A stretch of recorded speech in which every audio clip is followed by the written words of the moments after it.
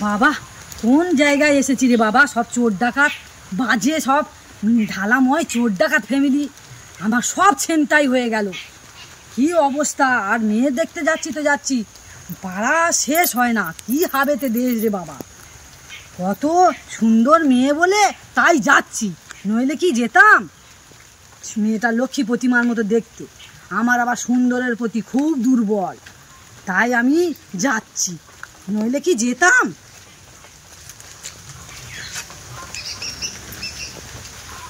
বাবা না জানি কোথায় দেখতে যাচ্ছি, আর কিরকম ফ্যামিলি তাও জানি না, কিছুই জানি না।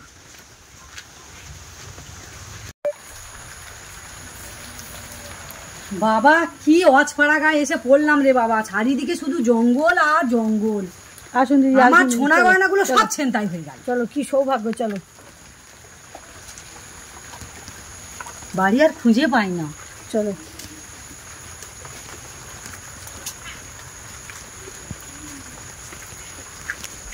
বলি যাই, মেয়েটা দেখে আসি। দিদি তোমার খানে নাকি কি হলো? আর বলো না, রাস্তায় সব ছিনতাই হয়ে গেছে, সোনা গয়না সব নিয়ে চলে গেল, এমনকি মোবাইলটা পর্যন্ত।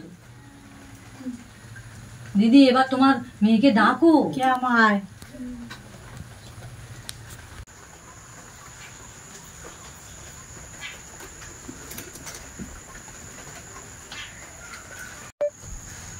তোমার নাম কি মা?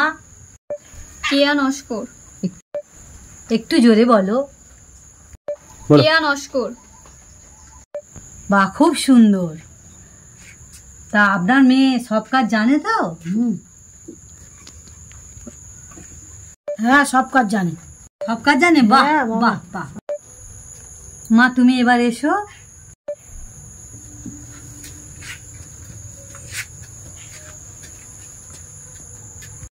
দিদি তুমি এবার মেয়ের বাবাকে ডাকো। ঠিক আছে, ডাকতেছি।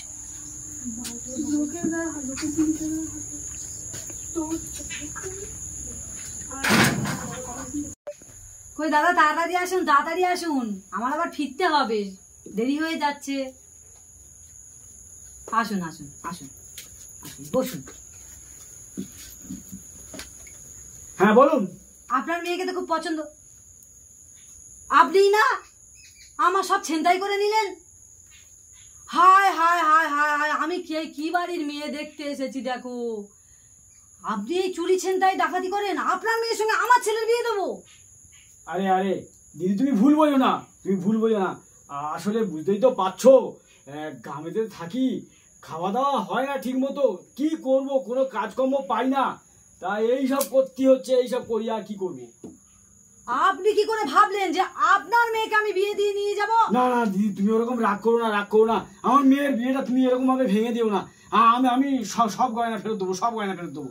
শুনুন, আমি কোনো গুন্ডা বা ডাকাতের বাড়ির মেয়ে নিয়ে যাব না। না না দিদি তুমি এরকম বলো না, এরকম বলো না, আমি অন্যায় স্বীকার করছি, আমি অন্যায় স্বীকার করছি, আমি সব গয়না ফেরত দেবো, আমি সব গয়না ফেরত দেবো।